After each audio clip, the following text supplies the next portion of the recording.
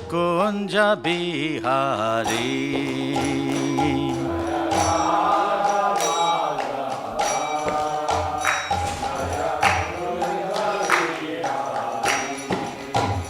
Jai Radha Madhava, Jaya Kunja Bihari.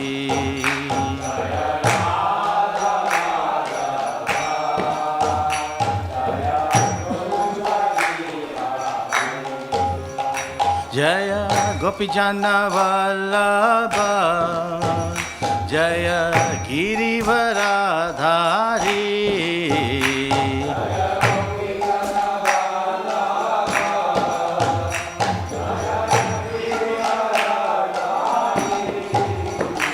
Jaya Gopijana Vallabha, Jaya Girivaradhari.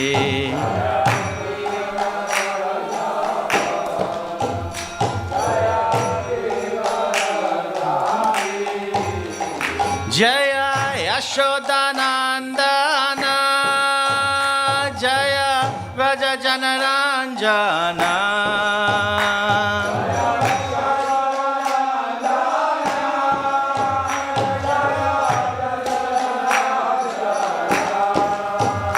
Jaya Yashodanandana, Jaya Raja Janaranjana.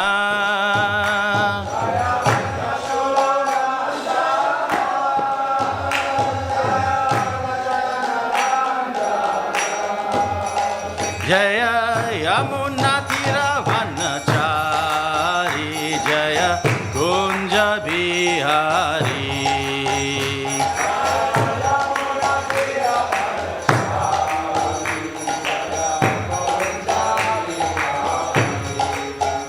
Jaya Yamuna Tiravanachari, Jaya Kunja Bihari.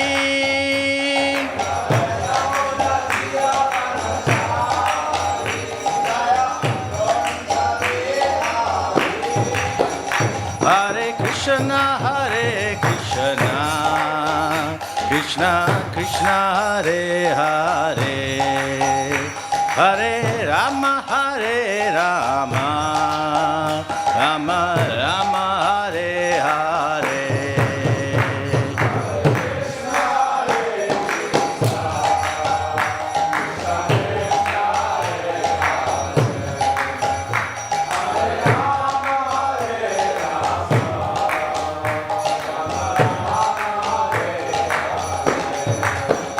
Hare Krishna,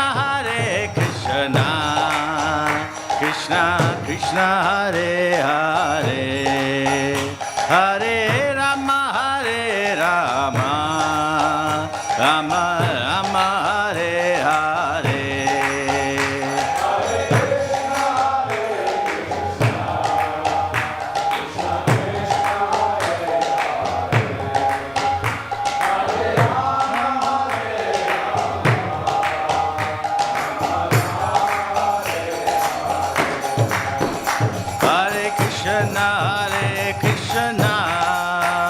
Krishna Krishna, Hare Hare, Hare Rama,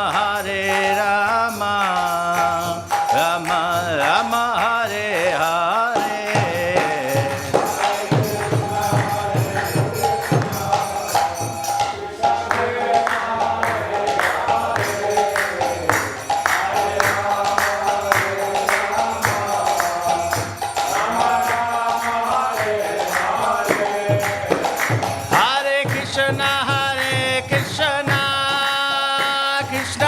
Krishna Hare Hare, Hare Rama, Rama Rama, Hare Hare.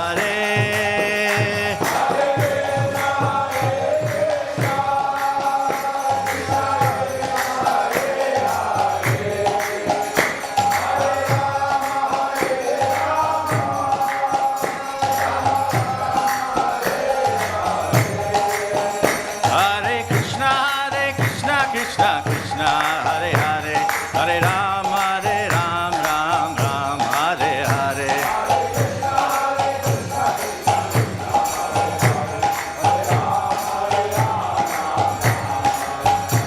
Hare Krishna, Krishna Krishna, Hare Hare, Hare Ram, Ram Ram, Hare Hare.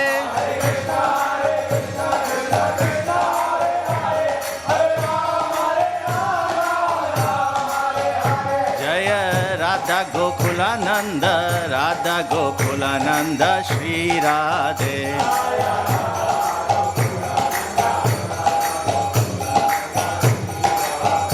Jaya Sitaram Lakshman Hanuman, Jaya Sitaram Lakshman Hanuman.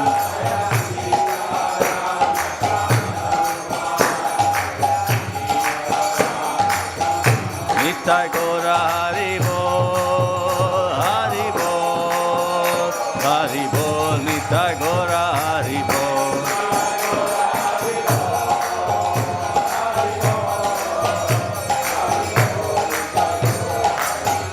Jaya Jaya Prabhupada, Prabhupada, Jaya Jaya Prabhupada.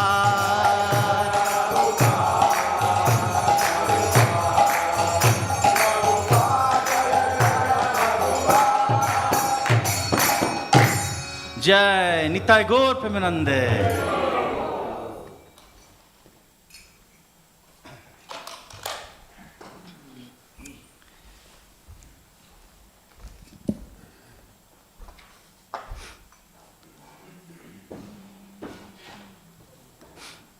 Om Namo Bhagavate Vasudevaya.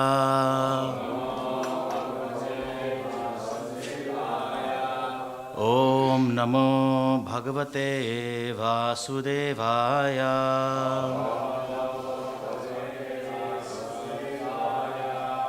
Om Namo Bhagavate Vasudevaya.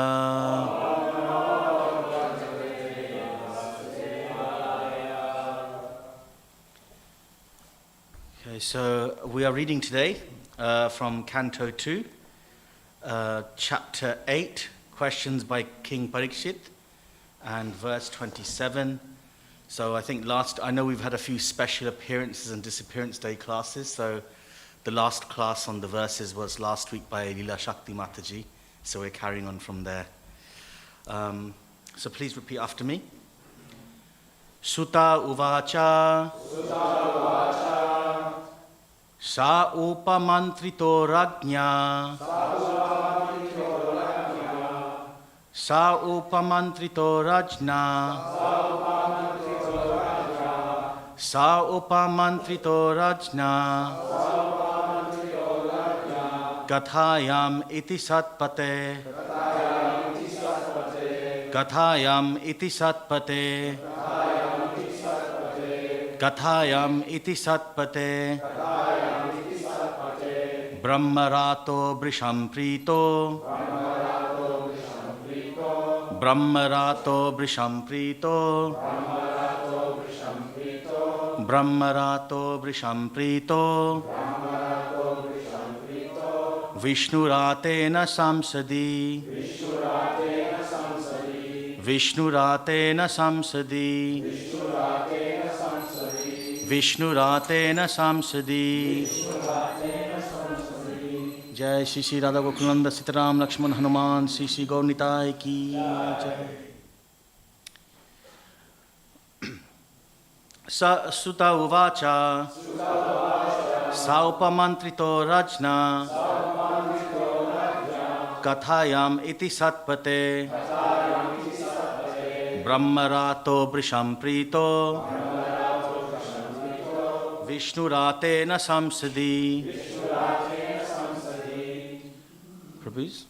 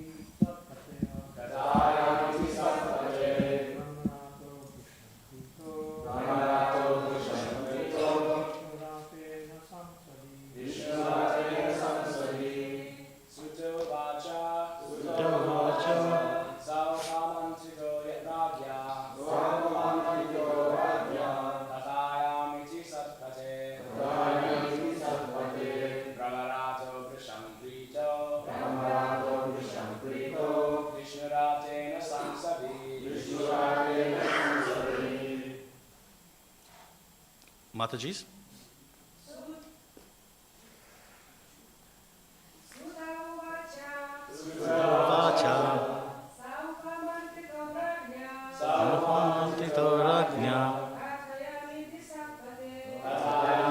Satpate Krito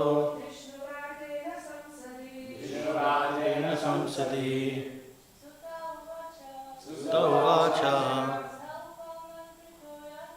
Samantrito Rakya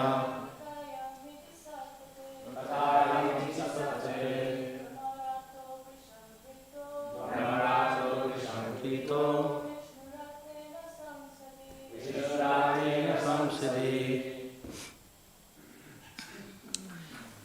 Okay, wonderful. So we'll do the word for word now. Sutta Uvacha.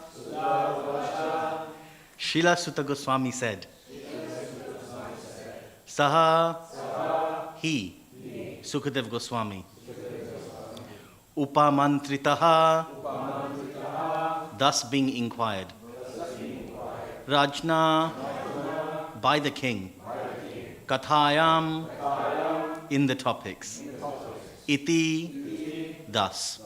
Satpatehe, of the highest truth. Brahmarataha, Shukadev Goswami.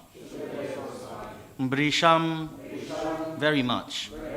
Pritaha, pleased. Vishnuratena, by Maharaj Parikshit. Shamsadi, in the meeting. Translation, repeat after me. Sutta Goswami said, thus Sukadev Goswami, being invited by Maharaj Parikshit to speak on topics of the Lord Sri Krishna with the devotees, was very much pleased. Sutta Goswami said, thus Sukadev Goswami, being invited by Maharaj Parikshit to speak on topics of the Lord Sri Krishna with the devotees, was very much pleased. Purport given by His Divine Grace Srila Prabhupada Ki. Srimad Bhagavatam can be legitimately discussed only among the devotees of the Lord. As the Bhagavad Gita was authoritatively discussed between Lord Krishna and Arjun, the Lord and the devotee respectively, similarly, Srimad Bhagavatam, which is the postgraduate study of the Bhagavad Gita, can also be discussed between the scholars and devotees, like Shukadev Goswami and Maharaj Parikshit. Otherwise, the real taste of the nectar cannot be relished. Shukadev Goswami was pleased with Maharaj Parikshit because he was not at all tired of hearing the topics of the Lord and was more and more anxious to hear them on and on with interest. Foolish interpreters unnecessarily tackle the Bhagavad Gita and Srimad Bhagavatam when they have no access to the subject matter. There is no use in non-devotees meddling with the two topmost Vedic literatures, and therefore Shankaracharya did not touch Srimad Bhagavatam for commentation. In his commentation on the Bhagavad Gita, Sripad Shankaracharya accepted Lord Krishna as the Supreme Personality of Godhead, but later on he commented from the impersonalist's view. But being conscious of his position, he did not comment on the Srimad Bhagavatam. Srila Shukadev Goswami was protected by Lord Krishna, Veda Brahma Vaivarta Purana, and therefore he is known as Brahmarata. And Shriman Parikshit Maharaj was protected by Vishnu, and thus he is known as Vishnurata. As devotees of the Lord, they are always protected by the Lord. It is clear also in this connection that a Vishnurata should hear Srimad Bhagavatam from Brahmarata and no one else, because others misrepresent the transcendental knowledge and thus spoil one's valuable time.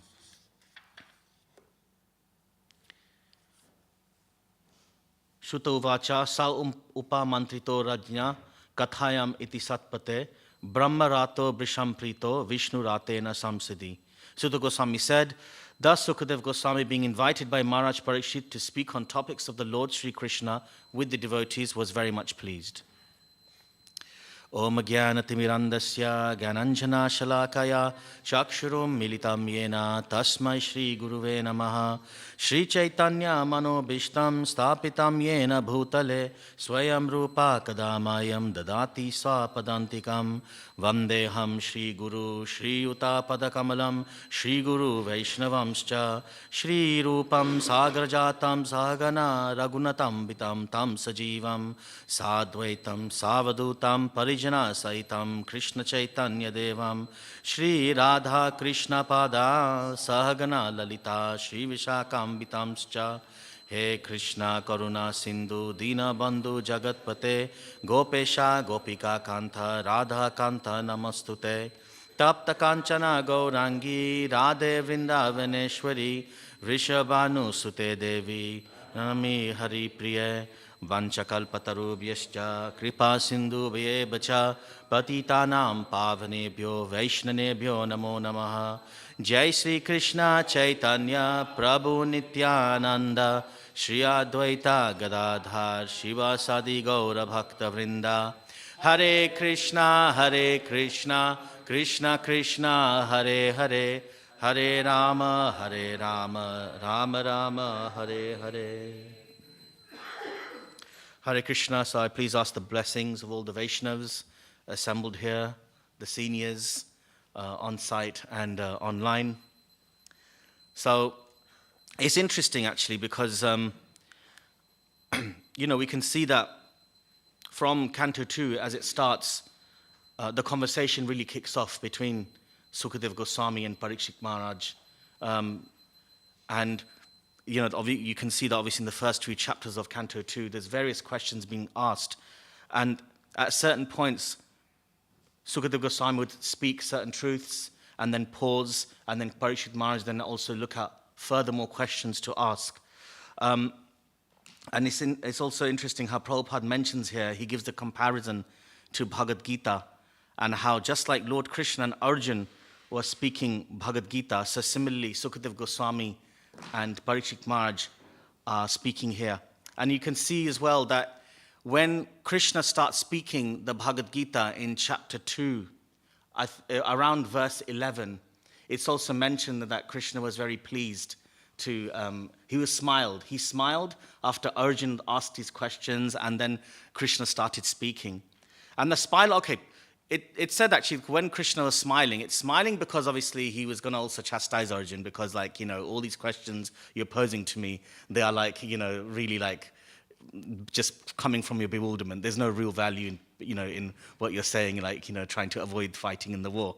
But there's also the aspect that Krishna's smiling because he was happy that Arjun is finally actually surrendering to him and actually really actually wanting to know what is the value of what he should do. And similarly here, because also that gives opportunity for Krishna to drop his mercy bombshells, It's okay, finally I've got a questioner who's going to facilitate for me to actually share the nectar with the world.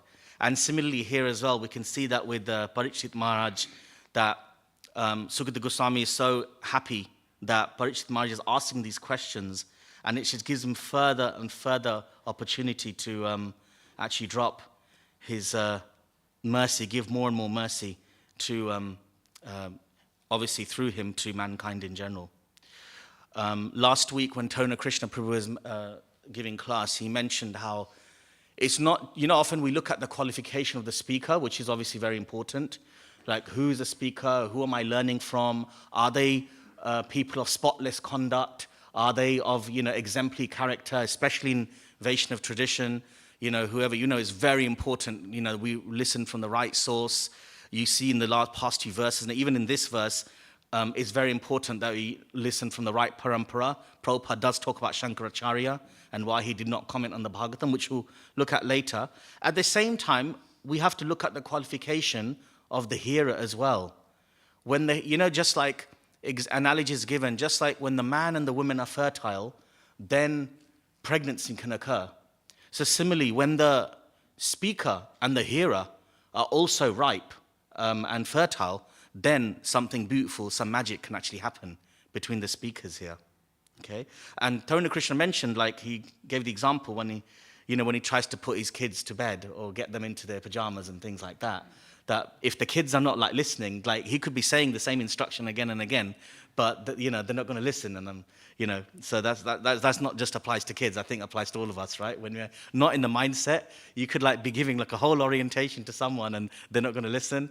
I'll be honest with you, I've probably been there myself as well, where someone says something, I can just see their mouth moving and I don't know what they're saying, probably spacing out somewhere. So, but in this case, we have the perfect hearer, Parikshit Maharaj. And his hearing is coming out of absolute faith. It's coming out of complete faith. So there are two types of Shraddha. Actually, I should give credit where credit's due. We had a retreat last year. Our Keshav Maharaj, he actually gave a little understanding on it. But these are important concepts here that there's two types of faith, Lokika Shraddha and Swabhavika Shraddha. So Lokika Shraddha is faith. When we come to a spiritual tradition, we have a desire to connect with the Lord. At the same time, when we come to a movement, we have our mixed desires. We have our own kind of agenda as to why we're practicing this spiritual path. Bit like, when you look at the Bhagavad Gita, they have like, the Sakam Karma Yoga, Nishkam Karma Yoga. So I know the Bhakti Shastri boys have been looking at that recently, where you're doing your bhakti, but with desires, or even if you get to Nishkam, maybe the desire for results may go, but the attachment to certain ways of expression still stays, or how you want to express yourself in your bhakti, because that still gives you some pleasure, right? Also with that, there are also other things that comes, like, possibly desire for fame and prestige, things like that. So this is like Lokika Shraddha. Most people, when they come to Krishna consciousness, are on that level. Whereas on Swabhavika Shraddha, it's like Ananya Bhakti. It's just nothing but bhakti now. I'm not bothered with anything else, no matter what happens, what the results are, materially speaking, whatever helps me to connect with Krishna, that's what is basically essential for me, We do an orientation. I know Maharaj has done it. To be honest, I've also done this one as well. We do this at universities and things where, with that KC Sock or Peace Center, is where, you say that if Krishna was to appear before you right now, or one of his representatives, and was to say, okay, I'm going to take you back right now, take you back to Godhead right now, at this moment, would you drop everything? And just, that's it, I'm ready to leave this world. Are you ready to leave? I know Maharaj did that recently in our retreat as well. Would you be ready? And I was talking to a friend of mine afterwards, I'd like to say I would be. I'd like to say, but in all honesty, I don't know. I do know. I don't think I would be, because I try to convince myself that, no, I'd like to stay here because I feel like I want to do more service for Krishna here and do something of substance for him, because I don't feel I've done much, right? But then also, is that actually because I actually love Krishna and want to actually serve him? Or is it because I'm also using Krishna's service for Krishna as a way to, just manifest my desires to achieve? You know what I mean? Yeah, so these things, they're definitely there, they come through, are we ready to actually just drop everything and go? No, I want to achieve a bit more, I want to, do something good, for the movement or something before I leave. But it could just be because it's my way of me to manifest. Okay, so these are the things. But whereas if you look at someone like Parikshit Maharaj, he dropped everything, right? He dropped everything. And this is an example of someone who's fully surrendered. And in his possession, this is an interesting thing, actually, because when you look at Parikshit Maharaj's curse that he had, in the first canto, right? He was cursed by Shringi. He was ready to, then he thought, okay, in 7 days, I have to leave everything. So externally, we know that, okay, he gave up everything. He was ready to give up his body. So there are certain things mentioned here. So Atma, he gave up, Atma means here not the soul, but the body.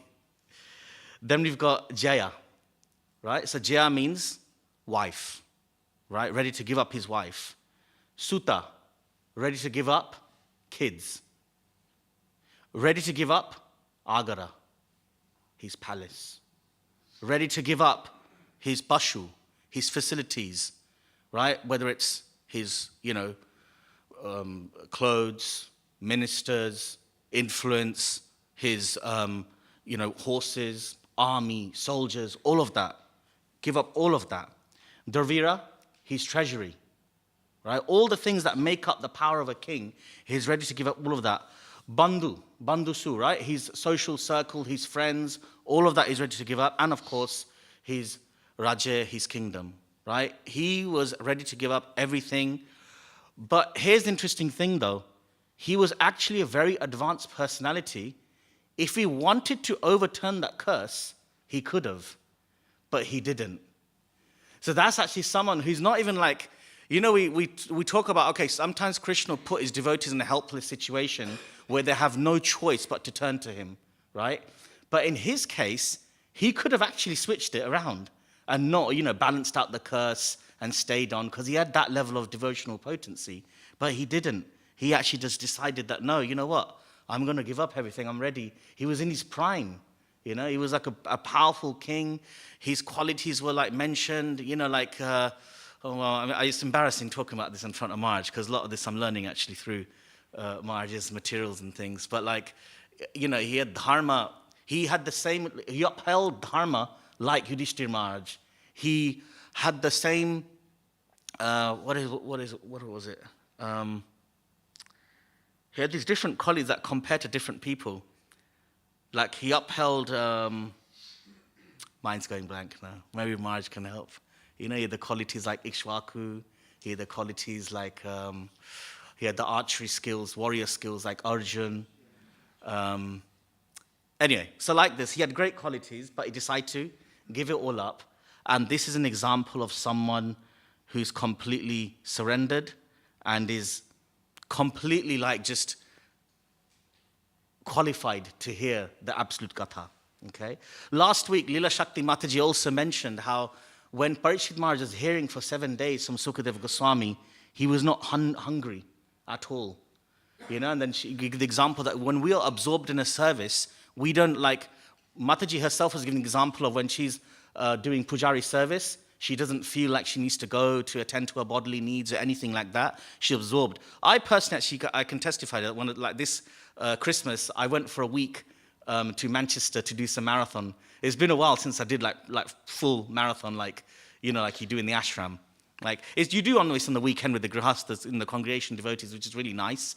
But also there's a different flavor when you're going out, out in somewhere in the middle of in the country somewhere doing, I'm sure some of the hardcore marathon devotees can relate. And when I'm on the street, I generally have feet issues, feet problems, and my feet give me pain. No pain. I realized for those days when I'm on the street, I felt no pain, just carrying on, engaged, just talking to people, everything like that. I have to remind myself to actually drink water because you're so focused in the service that you forget to drink water and stuff. Whereas normally you'd okay, I feel thirsty, this and that. But that's why, because when you're absorbed in something, that it actually takes away your bodily issues. It takes away your bodily needs.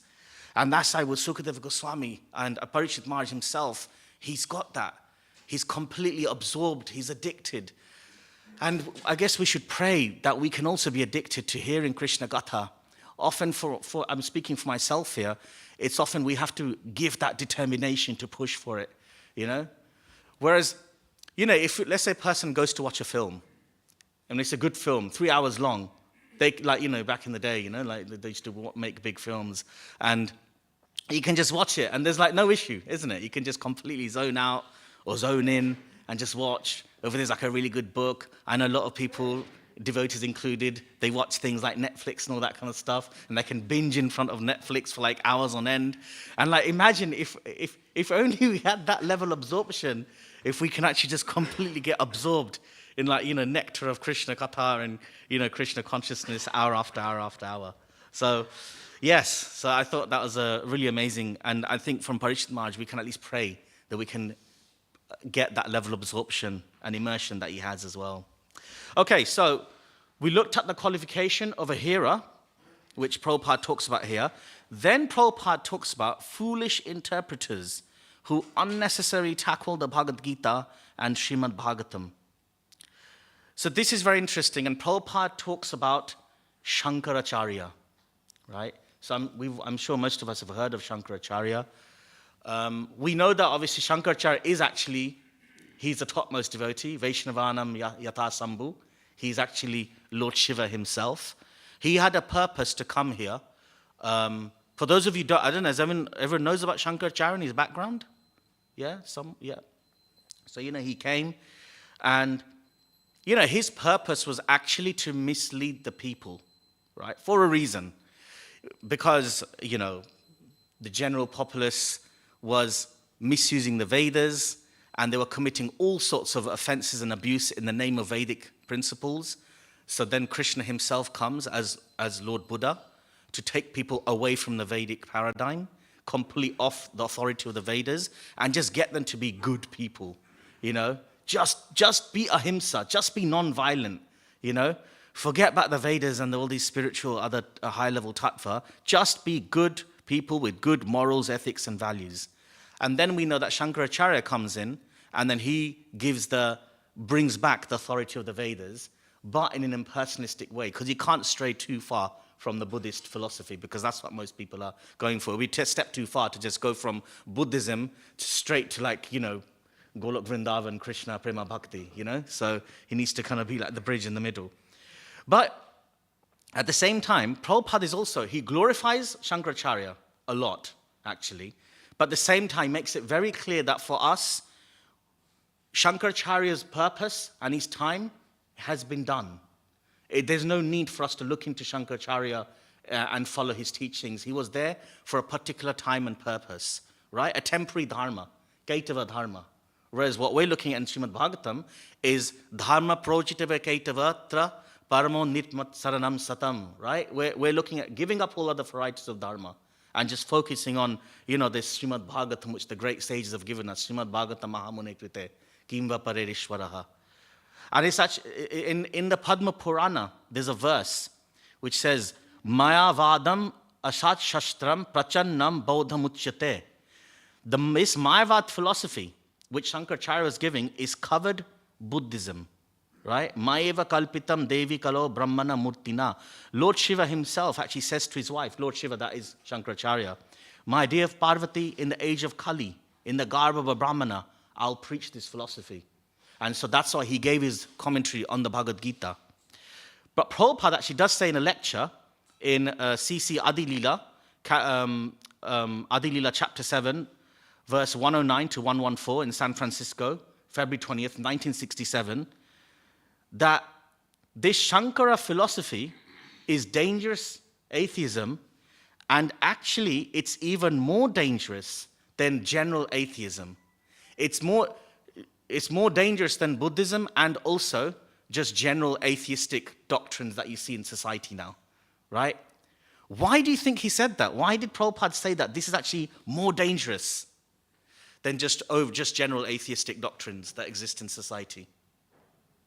Like, if you look at most philosophies, I'm not talking about Krishna consciousness or things, but, if you go to YouTube and I look at different philosophers or different, modern day social commentators, and when they touch on spirituality, they basically, you'll see that it's generally impersonalistic. But Prabhupada is saying that our own Vedic scholars, like Shankaracharya, this is actually more dangerous than general atheism. Any thoughts?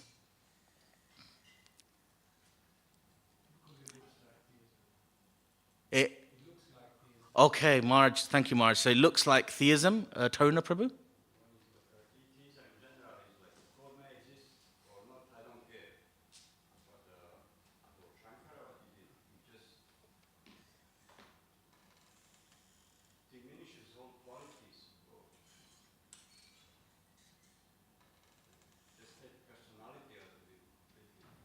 Yeah. Yeah. Yeah, absolutely. And just to corroborate what you're saying, so Prabhupada, this is Prabhupada saying this in this lecture, that therefore they are more dangerous. Just like you are fighting with your enemies, that is very clear. The other party is my enemy, right? When there's someone who's openly atheistic, stands for atheism, you know where they stand, and therefore you can then have that dialogue with them based on that paradigm. But if somebody's treating as your friend and within he's trying to kill you, enemy, that is very dangerous enemy. So similarly, Chaitanya Mahaprabhu said that Buddhism is atheism. That's all right. But the Shankara's philosophy is more dangerous than atheism. And actually, so-called so many swamis and sannyasis, they come from India. They are the same dangerous atheists. So anyway, Prabhupada goes on about that and covering these points. Jai Shri Shri Radha Gokulananda ki, Sitaram Lakshman Hanuman ji ki, Shri Shri Gaur Nitai ki. So from this, we understand. Obviously, Prabhupada does obviously make it clear, as Mahaprabhu himself said about Shankaracharya, Tahara Nahika Dosh. Right? That means actually Shankaracharya is not at fault. Remember, he had a reason why he had to do what he did. But what can we learn from this? Prabhupada here mentions that Shankaracharya did not touch the Bhagavatam as a commentary. Right? He kept it to Bhagavad Gita. He didn't go further than that. So one thing as well is that when we're looking at scriptures, there's a saying, right, that civilization, before it gets destroyed by external forces, it actually destroys itself from within, right? First, the internal issues crop up, right? So therefore, one of the things we learn from it is whilst we're studying this Krishna consciousness philosophy, we have to be vigilant, eternally vigilant. Because there are other commentaries that look like our commentaries, but they may mislead us. Shankaracharya is an obvious one. Since he came and went, there have been many others that have come and gone. And also, as we're practicing, even within devotee circles, we have to be vigilant and help each other to make sure that we're on the right track. Because the tendency to want to mentally speculate and make your own sort of, give your own opinions, but whilst claiming to be a devotee, it still can seep through, right? And then before you know it, someone, they could be very erudite, very scholarly, they give their own opinions, and it looks very close to what a very good quality devotee would say, but there might be slight little tweaks there in the philosophy here and there. Then gradually, as the years pass, those tweaks can get a bit more bigger and a bit more bigger. And before you know it, they're questioning what Prabhupada is saying. They might even then question Prabhupada themselves. They might even be like under the shelter of Srila Prabhupada, then end up thinking that, no, we can supersede Prabhupada, and actually we need to go higher than what Prabhupada's given us, and maybe even set up something separately away from Prabhupada. And if you're attracted by the external word jugglery, then you might get caught up in that as well. So we have to be very careful about the internal things. That's why when Prabhupada talked about Mayavad philosophy and how we should not be against, how we should be against Mayavad and preaching against Mayavad, we know the famous example of Kirtananda Maharaj, one of Prabhupada's, foremost disciples back in the day. And he said to Prabhupada that, Prabhupada, you keep talking about Mayavad, but, we're not actively going against Mayavad. It's not that we're meeting hordes of people who are preaching a Mayavad philosophy and things like that. And Prabhupada says, no, you are the impersonalists. It's not just out there we have to defeat the Mayavads out there. The Mayavad tendency, the impersonalistic tendency is within us as well. And this impersonalistic tendency is not just, it's a spiritual thing, right? Obviously, we know that. It's basically to deny Krishna, deny his existence. Actually, it will affect people even on a material level. When we have impersonalistic society, where people are treated like consumers, where people are being abused, exploited, which is like the order of the day now, right, in the world, right? Whether it's in the workplace, in relationships, is what I can get from you. How can you serve me for my enjoyment? It's because impersonalistic philosophy, when it percolates down from the spiritual level, from the nitya level to the naimittika level, right, to the worldly level, and that's what happens, right? If you look at all societies, institutions, they generally have their roots in spirituality. If you look at Western civilization, its roots are in Christianity. the legal system, the government, the military, everything, politics, right? But then what happens is, obviously Jesus is out of the picture now. They've taken Jesus out, but they've kept institutions in place. But what happens when the spirituality, if it itself is wrong, it will percolate down. So if there's impersonalistic roots in the spirituality, you will end up also being impersonal with people, and will lead to dehumanization. It will actually lead to that. Just give it time, you know? You know, sometimes we say that the way we treat each other is the way we treat Krishna, so we treat each other with kindness. It also goes the other way around. The way we view Krishna is also the way we're going to view each other. So if we view Krishna as a non-entity, as just like a non-person, right? That, Krishna's, there is no such thing as Krishna, then we're going to end up actually seeing each other as that as well. That actually, you know what? Yeah, who are you? I mean, you're just something for me to kind of utilize. You know, I'm not going to see you as someone who I should respect with emotions and, you know, feelings and things like that, and treat in a nice, kind way. So it's a very, very dangerous philosophy that can percolate down. We are living in very much in a Mayavad civilization, actually, without realizing it. So, yeah. So be vigilant. We have to be vigilant with the internals as well as the externals. And of course, I think I'll pause here, and then I don't know if there's any questions or comments that people may have. Yes, Sam Prabhu?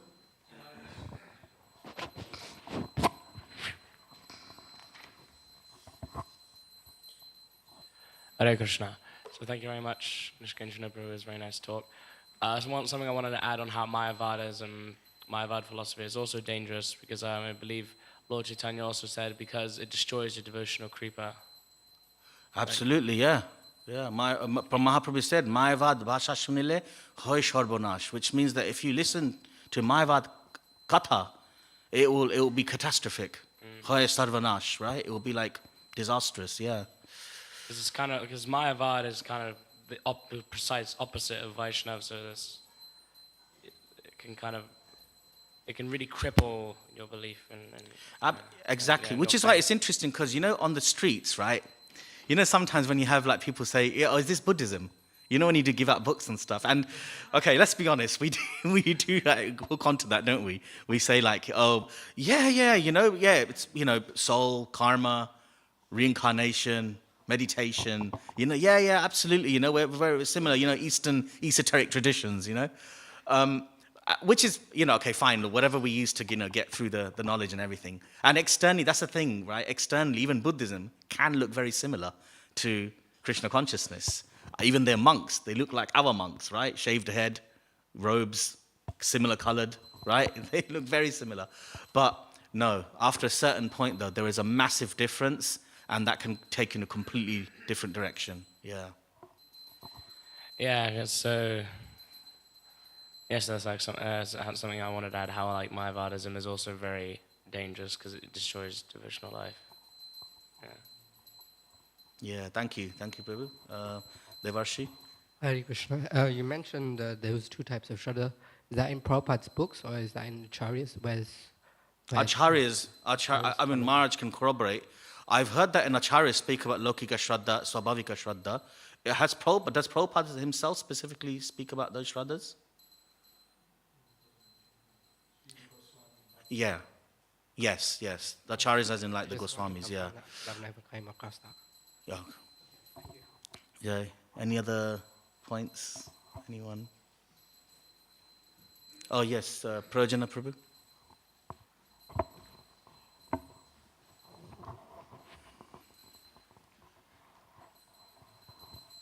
Yeah, you're right when you point out too that Maharaj Parikshit was a great Mahatma in all respects. He was religious, he followed all the principles, he was completely immersed in his role as a Kshatriya.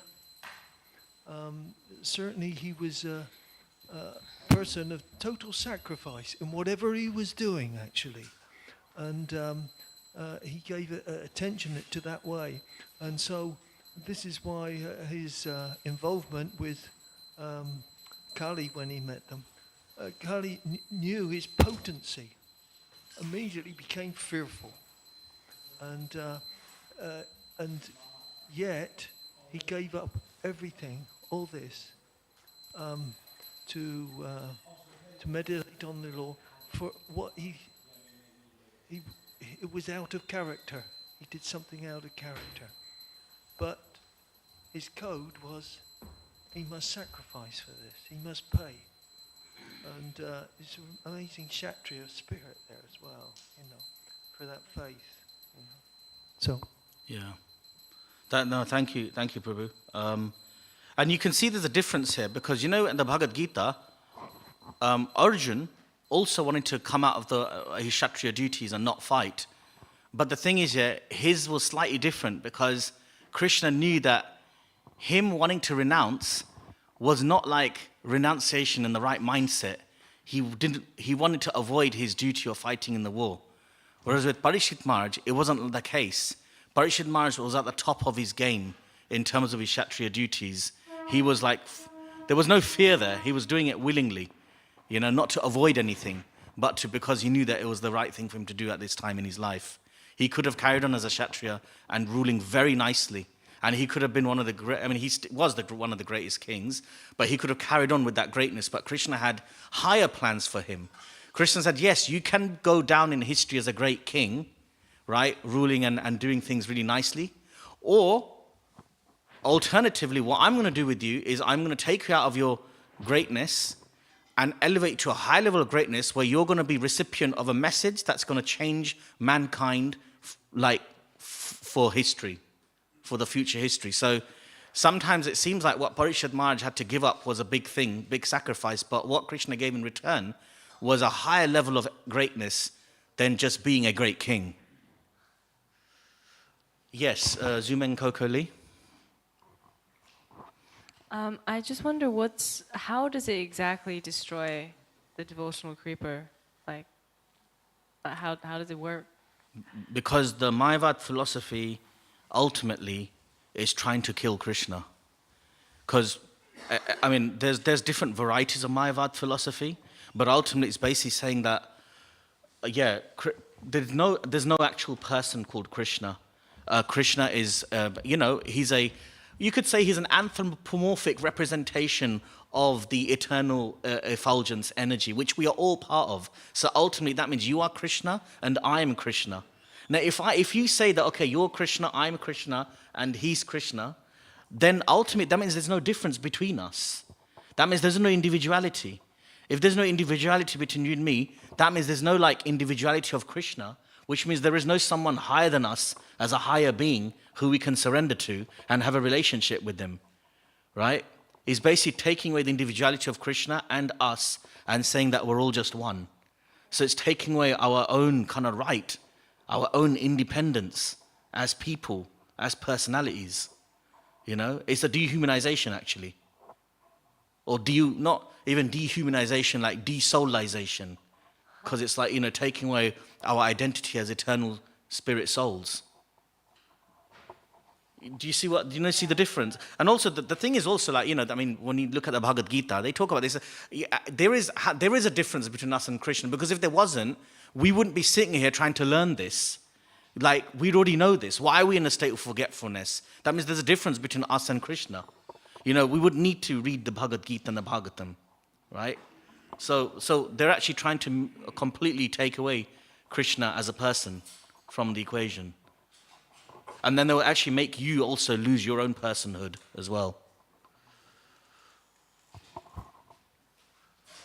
Yes, Parama Karuna. Oh, I saw his hand. Yeah.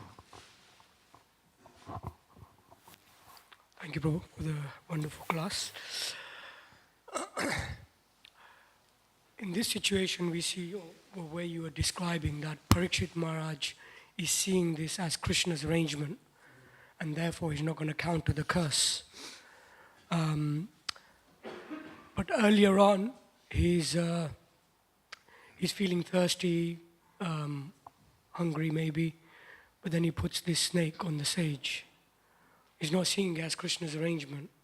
So then how do we decipher when it's Krishna's arrangement and when we should actually do something when we should fight, when we should, I don't know, go against something. So I just wanted to hear your thoughts. Yeah, that's a really good question. We have the time and tested formula of Guru, Sadhu, Shastra, especially when it comes to important decisions in our life, when to fight, what kind of life choices we make, like life decisions, things like that. To be completely honest, when it comes to knowing Parikshit Maharaj and why he acted in that way when he put the snake on Shamika Rishi, and then later having this moment of clarity where he didn't act against the curse. So the reason we know like why he acted the way he did was because of the commentaries of the acharyas, like Srila Prabhupada, who made it clear that he is a pure devotee of the Lord, but sometimes Krishna will put his pure devotees under a temporary illusion, like Yoga Maya, will put them under an illusion to make them look like they're bewildered for some messages to come through. Just like Arjun was made to be bewildered at the beginning of the Kurukshetra war, so that Bhagavad Gita can be spoken, right? Parikshit Maharaj externally committed a offense by giving the snake on it, for which he received a reaction. But it was orchestrated by Yoga Maya, right? The Lord's internal energy. We wouldn't know that necessarily unless it's the acharyas giving us that understanding, right? It's because of their mercy that we can understand this. Similarly, when it comes to our own decisions and knowing when is Krishna telling me what is the right thing to do, especially important decisions, I think it's about relying on higher authorities who can help you, because we may, especially if we're under the modes, unless we are above the modes ourselves, right? If we're not, then we can't really trust our mind fully, right? So therefore, we need to rely on higher authorities to guide us in when to fight, when not to fight. And Arjun himself shows that as well. He didn't know what to do, so he goes to Krishna. Yeah, I don't know if there's any other, anything to add on to that, or I don't know if you had another Parama, anything else? I didn't have anything to add to that, but I had a statement I was reading when I was reading Active Devotion about impersonalism. Oh, so actually, one thing I'll say as well. Sorry, just one thing, Devarshi. And one of the things is our mood that we have in our Krishna consciousness. Like, there's a book now called The Living Name by Sachinandan Swami Maharaj, and in it he mentions that the mood we should have when we're chanting, but I would say applies to our attitude in Krishna consciousness, is a mood of a receiver, not an achiever. So, like we get out of the way and let Krishna do his magic through us. And regardless of whatever obstacles come in our way, we just keep trying to access and receive that mercy, as opposed to trying to achieve. Because when you try to say, I'm achieving Krishna consciousness, it's almost like I can do this, I'm going to master the holy names. I'm going to master the process, like you master a skill set. But that's not the mood you're going to have, because it's ego-driven. Whereas if we say, look, I'm helpless, I don't know what is right or wrong, Durga me pati, like that verse in the CC where it says, I'm helpless, don't know which way to go, that kind of mood. And then Krishna can actually give you more and more signs. But yeah, higher authorities, I think, is the key thing there. Yeah. Sorry, Devarshi Prabhu. Yeah, I just had a comment. A paragraph that I was reading, Connected Devotion, was when I was in Vrindavan, and Prabhupada was mentioning here, where's it on? That they're actually the impersonals are enemies of God because they cannot tolerate the unparalleled opulence of the Lord. They try always to place themselves on the same level with the Lord. That is due to their envious attitude. Sri Chaitanya Mahaprabhu has proclaimed the impersonals to be offenders of the Lord.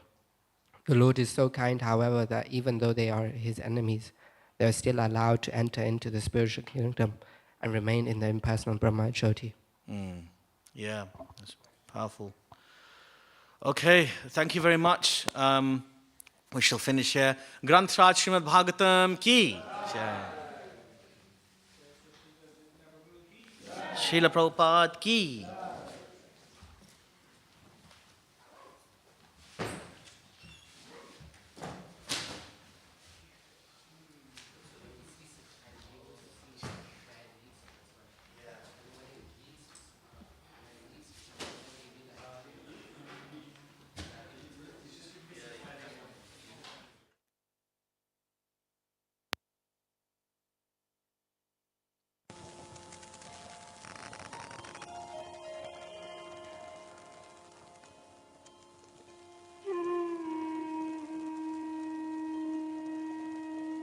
Krishna Krishna Krishna Hare Hare, Hare Rama Rama Rama Hare Hare, Hare Krishna Krishna Krishna Hare Hare, Hare Rama Rama Rama Hare Hare, Hare Krishna Krishna Krishna Hare Hare, Hare Rama Rama Rama Hare Hare, Hare Krishna Krishna Krishna Hare Hare, Hare Rama Rama Rama Hare Hare, Hare Krishna Krishna Krishna Hare Hare, Hare Rama Rama Rama Hare Hare, Hare Krishna Krishna Krishna Hare Hare, Hare Rama Rama Rama Hare Hare, Hare Krishna Krishna Krishna